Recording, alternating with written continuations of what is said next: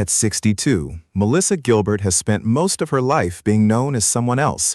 For millions of people, she will always be Laura Ingalls Wilder, the sweet little girl in braids from Little House on the Prairie. She was America's half-pint, the daughter of a fictional family, the child star who seemed to have grown up in the safest, happiest world on television. But Melissa's real childhood was nothing like the one viewers saw on screen. She was adopted just one day after she was born. She grew up surrounded by Hollywood. Her parents divorced when she was still a child, and years later, she discovered that one of the most painful stories from her childhood had not been told to her truthfully. Her adoptive father had not died the way she had been told. That revelation stayed with her for years, but that wasn't the only family secret she would eventually uncover. Decades later, Melissa began digging deeper into where she came from, and in 2026, she revealed that she had discovered 3 older half-brothers she never knew she had. For a woman who spent her entire childhood playing a girl searching for her place in the world, the irony is hard to miss. Because even after becoming one of television's most recognizable child stars, Melissa Gilbert was still searching for something. She was searching for the truth about herself. And the deeper she looked, the more complicated her story became. From adoption and hidden family pain, to becoming Laura Ingalls at just 9 years old, to Hollywood pressure, addiction, failed relationships, aging, and years of physical pain, Melissa's life behind the cameras was nothing like the perfect image America believed it was. And now, at 62, she appears less interested than ever in protecting that old image. She has stopped trying to look younger, stopped trying to hide the difficult parts of her past, and started talking about the things she once struggled to understand. This is the story of what Melissa Gilbert finally discovered about her family, her childhood, and herself. And some of the biggest revelations came long after Little House on the Prairie was over. Melissa Gilbert's story began on May 8, 1964, in Los Angeles. But from the very beginning, her life was different from what most people would imagine. Melissa was placed for adoption almost immediately after she was born. Just one day later, she was adopted by actor Paul Gilbert and actress Barbara Crane. To Melissa, they were simply mom and dad. She did not grow up thinking of herself as different, but there was already a part of her story she could not see. She had entered the world with questions that would take decades to answer. And those questions would become even more complicated because the family that raised her was deeply connected to Hollywood. Her adoptive father, Paul Gilbert, was an actor. Her mother, Barbara Crane, was also involved in the entertainment world. And through her mother's side of the family, Melissa was connected to Harry Crane, the man who created the Honeymooners.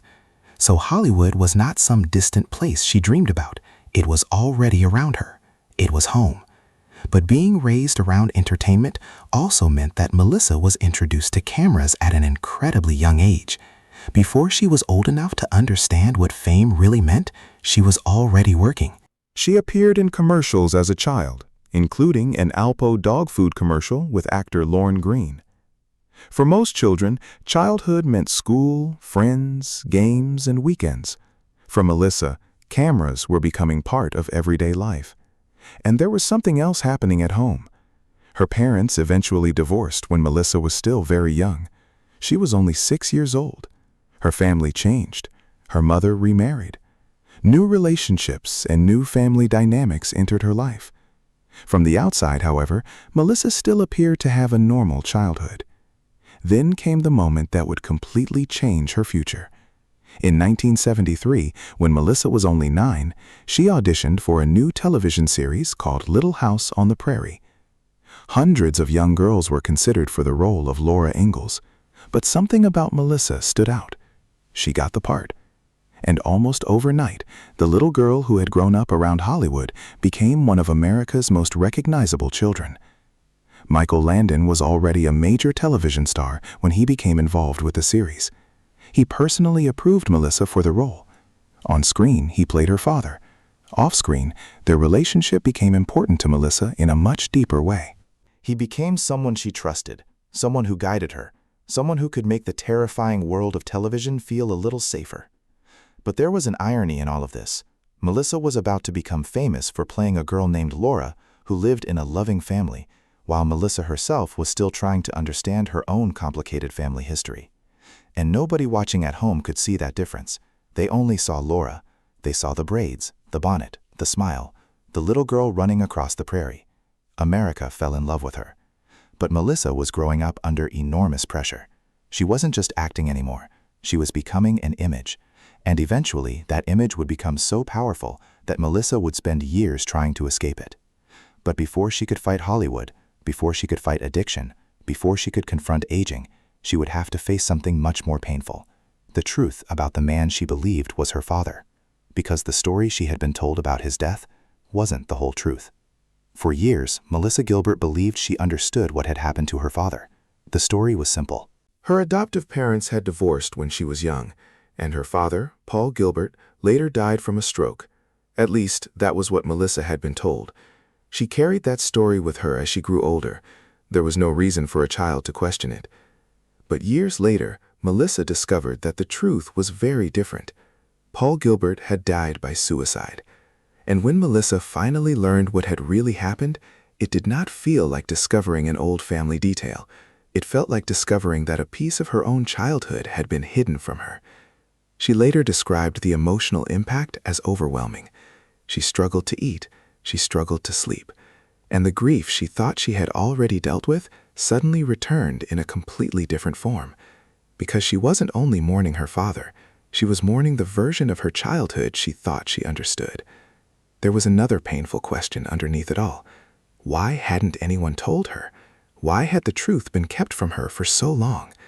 Melissa had already grown up with adoption, divorce, and the pressures of a famous family. Now she had to add another layer to that story, a family secret. And that secret would help explain why Melissa spent so much of her adult life searching for answers about who she really was. But while her personal life was becoming more complicated, her professional life was exploding. Little House on the Prairie had become a major television hit. Melissa was growing up in front of millions of people. From 1974 until 1983, viewers watched her grow from a little girl into a teenager. She was only 9 when the show began. By the time it ended, she was 18. Those years were supposed to be some of the most important years of a person's childhood, but Melissa wasn't experiencing them privately. Millions of strangers were watching. Every week, audiences saw Laura Ingalls. They watched her laugh, they watched her cry, they watched her deal with family problems, and they believed they knew her. Michael Landon even gave her the famous nickname Half-Pint. The name stuck. Fans loved it. But there was a problem. The more people loved Laura, the harder it became for Melissa to separate herself from her character. People expected her to be sweet, Wholesome, innocent, perfect. And Melissa later explained that playing Laura sometimes felt like an escape from her real life. That sounds comforting. But it also created a trap, because eventually she had to step out of the prairie. She had to become an adult, and Hollywood was not always willing to let her. When Little House ended, Melissa had already become one of the most recognizable former child stars in America. But fame had given her something she hadn't asked for, a permanent identity. To many people, she wasn't Melissa Gilbert. She was Laura. And Melissa would spend years trying to prove that there was much more to her than the little girl America had watched growing up. She took on darker and more serious roles. She performed on stage. She dated famous people. She tried to build an adult career. But no matter how far she moved forward, the shadow of Laura followed her. And underneath all of it was a young woman who was still carrying unresolved pain from her childhood. She had lost her father. She had learned that the truth about his death had been hidden. She had become famous before she was old enough to understand fame. And now she was entering adulthood with millions of people believing they already knew exactly who she was. They didn't, not even close. And Melissa's next chapter would reveal just how much she had been hiding from the world, and in some ways, from herself. By the time Little House on the Prairie ended in 1983, Melissa Gilbert was no longer the little girl America had first met. She was 18. But the problem was that the audience had not grown up with her in the same way she had grown up herself. To millions of viewers, she was still Laura Ingalls, still Half-Pint, still the sweet girl in braids. Melissa wanted people to see something else. She wanted to prove that she was an actress, not just a former child star. So she began making very different choices. She took on darker stories, more serious characters, roles that had nothing to do with the peaceful world of Little House. At 15, she had already challenged herself on stage by playing Helen Keller in The Miracle Worker.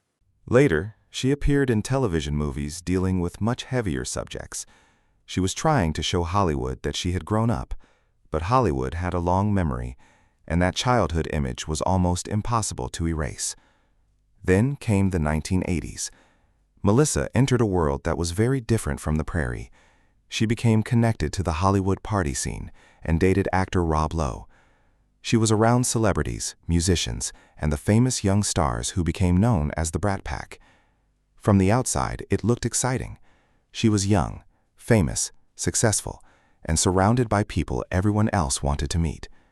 But behind that glamorous image, Melissa was still trying to figure out who she was. She had spent most of her childhood being told, directly and indirectly, what people wanted her to be.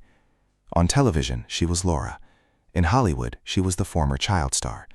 And privately, she was Melissa, a young woman trying to make sense of adoption, family loss, fame, relationships, and the pressure of growing up in public. That pressure followed her into her relationships. In 1988, at just 23 years old, Melissa married actor Beau Brinkman. The relationship moved quickly. The couple had a son, Dakota, in 1989, but the marriage eventually became deeply troubled. Melissa later spoke openly about the problems surrounding that period of her life, including alcohol, emotional struggles, and conflict inside the relationship. The marriage ended in divorce in 1994, and Melissa's search for stability continued. In 1995, she married actor Bruce Boxleitner. Later that year, they welcomed a son, Michael. She named him Michael Garrett in honor of Michael Landon. That name carried enormous emotional meaning. Michael Landon had been more than a co-star. He had been one of the most important adult figures from her childhood, and Melissa never forgot that. For a while, her life seemed to settle. She had a family, a career, a home. But underneath the surface, old wounds had not disappeared. They were simply waiting. As the years passed, Melissa began to realize that fame had not protected her from pain. If anything, it had sometimes made it harder to admit she was struggling. In 2009, she published her memoir, Prairie, and this was one of the first times she opened the door much wider. She wrote about the parts of her life that fans rarely saw. The addiction, the failed relationships, her insecurities, the pressure to look beautiful in Hollywood, and the painful feeling that she never quite measured up to the people around her. The image of the perfect child star was beginning to disappear.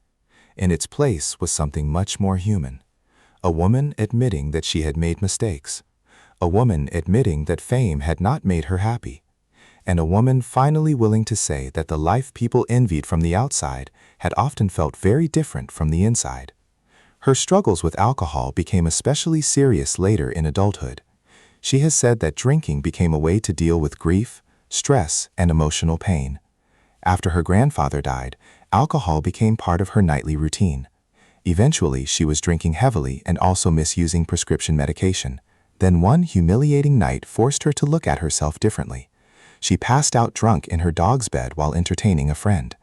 That moment stayed with her. It was embarrassing, but it also became a warning. Melissa realized she could not continue living that way. She entered therapy. She turned toward Alcoholics Anonymous, and around 2004, she became sober. For the first time, she wasn't trying to escape Laura. She wasn't trying to impress Hollywood. She was trying to save Melissa. But sobriety was only one part of the battle.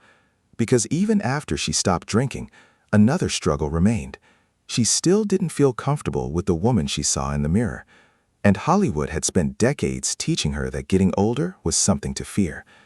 That lesson would eventually lead her into another painful chapter, one involving cosmetic procedures, insecurity, and a decision she would later make to stop fighting the face she was born with.